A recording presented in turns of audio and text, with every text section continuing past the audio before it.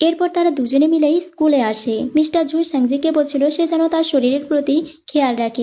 সাংজি তখন ঝুকে বলছিল, আমার বেশ ভয় লাগছে, কারণ স্কুলের সবাই যখন জেনে যাবে আমাদের বিয়ে হয়েছে তখন স্কুলটা আমার জন্য আরো দুঃসহ হয়ে উঠবে। মিস্টার ঝু তাকে একটা কার্ড দিয়ে বলে, তোমার যা টাকার প্রয়োজন এখান থেকে খরচ করবে। সাংজি তখন কার্ডটা নিতে চায় না, কিন্তু মিস্টার ঝু বলে, তুমি আমার ওয়াইফ, এটা আমার কর্তব্য তোমাকে দেওয়ার। একদিন পর সাংজি যখন স্কুলে আসে তার ফ্রেন্ড তাকে জিজ্ঞেস করে সে কেন কালকে স্কুলে আসেনি। তখন সাংজি বলে, আমার বাড়িতে আর্জেন্ট কাজ ছিল, এই জন্য আসেনি। তার ফ্রেন্ড তাকে বলে, প্রফেসর ঝুও কালকে আসেনি, তিনিও নাকি তার লাইফের একটা ইম্পর্টেন্ট কাজ সেরেছেন। তাহলে কি হতে পারে সেই কাজটা? নিশ্চয়ই বিয়ে হতে পারে, তাই না? তারা কথা বলছিল তখনই মিস্টার ঝু ক্লাসরুমে প্রবেশ করে আর তার ফোনটা বের করে সাংজিকে এসএমএস পাঠায়। সাংজি তার অ্যাকোমোডেশন অ্যাপ্লিকেশনটা সাবমিট করেছে কিনা। সাংজি তখন উত্তরে বলে যে না, এটা এখনো দেওয়া হয়নি। এরপর মিস্টার ঝু তাকে তার অফিস রুমে দেখা করতে বলে। ক্লাস শেষে সাংজি তার অফিস রুমে দেখা করতে মিস্টার ঝু তো তখন সাংজিকে দেখে তার নিজের চেয়ার থেকে উঠে গিয়ে সাংজিকে সেই চেয়ারে বসিয়ে দেয়।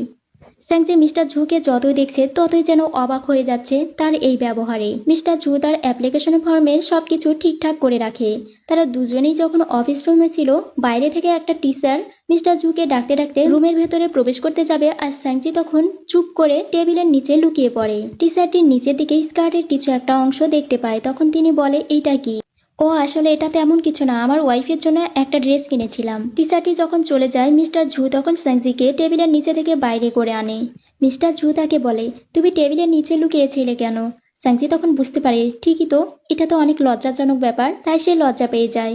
আর মিস্টার ঝু তখন তাকে বলে, এই ড্রেসটা আমি তোমার জন্য কিনেছি, এটা নিয়ে যাও। আর সাংজি তখন ড্রেসটা হাতে নিয়েই চলে আসে। এরপর সাংজি সেই হোস্টেল ছাড়ার জন্য অ্যাপ্লিকেশনটা জমা দিতে আসে, কিন্তু ম্যাডাম এই অ্যাপ্লিকেশনটা অ্যাকসেপ্ট করে না।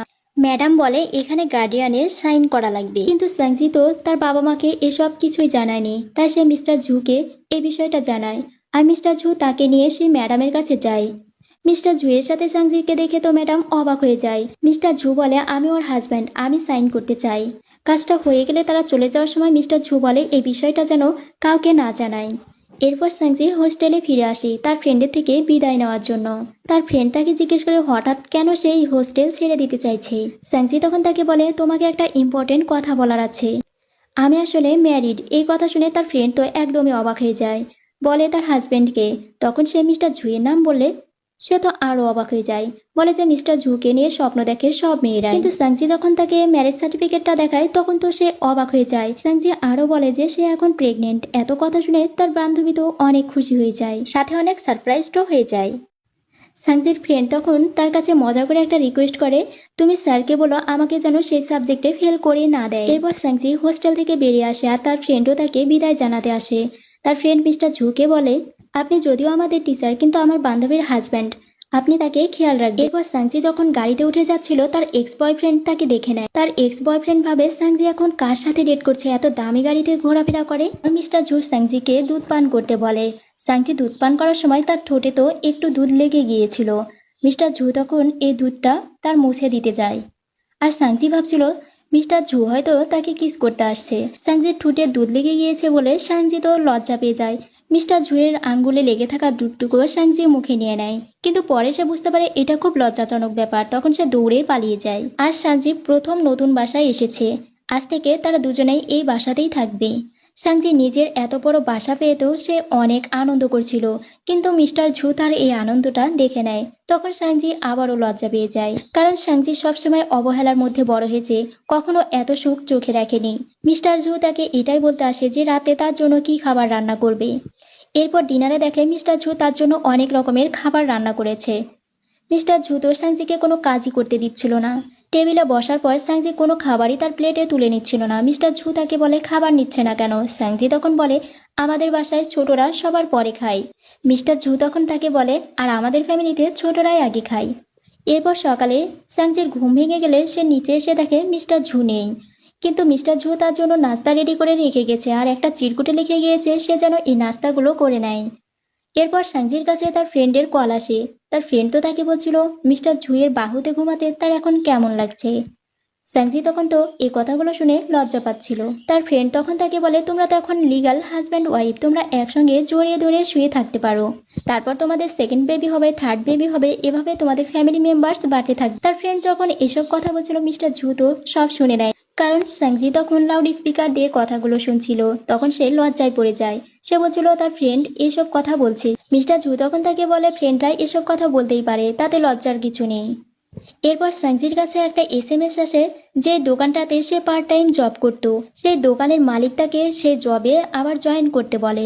সাংজি তখন ভাবে যে কখন সে এই টাইমটা বেছে নেবে, কারণ মিস্টার ঝু যদি জানতে পারে এই কাজটা তাকে কখনোই করতে দেবে না। পরের দিন যখন তারা স্কুলে যাচ্ছিল, সাংজি তখন বলে, আজ আমার বাসায় ফিরতে দেরি হবে, কারণ সন্ধ্যায় সব পড়াশোনা শেষ করে বাসায় ফিরবো। সাংজি যখন গাড়ি থেকে নেমে যাবে, মিস্টার ঝু তাকে একটা মেডিসিন দিয়ে, এই মেডিসিনটা তোমাকে আধা ঘন্টা পর খেতে হবে, এটা খেতে ভুলে যেও না।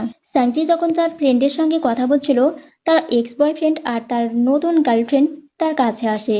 তার এক্স বয়ফ্রেন্ডের গার্লফ্রেন্ড তাকে বলে, কাল তার বয়ফ্রেন্ডের বার্থডে সেলিব্রেট করতে চায়, এজন্য সাংজি এবং তার ফ্রেন্ডকে ইনভাইট করবে। কিন্তু সাংজির ফ্রেন্ড বলে দেয় তাদের হাতে এত টাইম নাই সেখানে অ্যাটেন্ড করার মতো। সাংজি যখন দোকানে কাজ করছিল, মিস্টার ঝু তাকে ফোন করে বাইরে আসতে বলে, তার জন্য গাড়ি নিয়ে ওয়েট করছে। সাংজি কাজ শেষ করে সেখান থেকে বেরিয়ে আসে। তার চোখে আজকে যেন মিস্টার ঝুকে দেখতে একটু অন্যরকম সুন্দর দেখাচ্ছিল। সাংজি যখন রাতে পড়তে বসেছিল, তখন তার একটা চ্যাপ্টার বুঝতে অসুবিধা হচ্ছিল। মিস্টার ঝু তার মুখের এক্সপ্রেশন দেখে বুঝতে পারে যে সে বিষয়টা বুঝতে পারেনি। তখন সে বলে তাকে হেল্প করবে কিনা। মিস্টার ঝু যখন তাকে বিষয়টা বুঝিয়ে বলছিল, সে তো মিস্টার ঝুয়ের দিকে এক দৃষ্টিতে তাকিয়েছিল। মিস্টার ঝু তাকে যেটা শিখিয়ে দিয়েছিল সেটা বলতে বলে, কিন্তু সাংজি তো মন দিয়ে শুনেইনি, তাই আর বলতে পারছিল না। সাংজি তখন বলে, আসলে আমি পড়াটা শুনিনি, আপনার দিকেই তাকিয়েছিলাম। মিস্টার ঝু তখন তাকে বলে, তুমি ক্লাসেও এমন করো, কেন এমন করো। সাংজি তখন ভয় পেয়ে একটা চোখ টিপে দ্রুত বলে ফেলে, কারণ আপনাকে দেখতে আমার খুব ভালো লাগে। সাংজি তখন মনে মনে কল্পনা করে যে মিস্টার ঝু তাকে কিস করতে আসে। সাংজি তখন পড়াটা বলছিল, তখন মিস্টার ঝু এবার তার দিকে তাকিয়েছিল। সেও প্রশ্নের উত্তরটা ভালোভাবে শুনছিল না, কারণ তখন তার বুকে সামথিং সামথিং শুরু হয়ে যায়। এর পরের দিন মিস্টার ঝু যখন সাংজিকে লাইব্রেরি রুমে নিতে আসে, তখন তাকে দেখতে পায় না, তার ফ্রেন্ডকে একা একা পড়তে দেখতে পায়।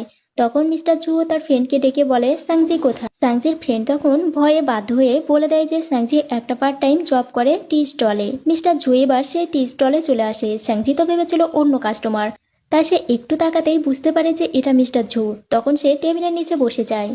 ঝু তাকে বলে কাজ শেষ করে সে যেন বাইরে আসে। সাংজি তো এবার মনে মনে ভীষণ ভয় পাচ্ছিল, কারণ মিস্টার ঝু হয়তো তার উপর রেগে আছে। সাংজি মিস্টার ঝুকে সরি বলে এবং বলে, আপনি কি আমার উপর রাগ করে আছেন। মিস্টার ঝু তখন বলে, আমি কারো উপর রাগ করি না, কিন্তু নিজের কাছে আমাকে একটা ব্যর্থ হাজবেন্ড মনে হচ্ছে। আমি তো তোমাকে একটা কার্ড দিয়েছিলাম, সেটা কি তোমার জন্য যথেষ্ট ছিল না। তুমি কেন আবার ওই টি স্টলে জব করতে গেছো। সাংজি তখন বলে, আমি আসলে নিজে ইনকাম করতে চাই। আমি এমন একটা ফ্যামিলিতে বড় হয়েছি যেখানে ছোটবেলা থেকে আমাকে কোনো খরচ দেওয়া হতো না, তাই আমি পড়াশোনার পাশাপাশি এই পার্ট টাইম জবটা করতাম। সাংজি এবার ওই দোকানের মালিককে ফোন করে বলে, আমি এই জবটা ছেড়ে দিতে চাই, কিন্তু দোকানের মালিক তাকে আর কয়টা দিন জবটা করার জন্য বলে।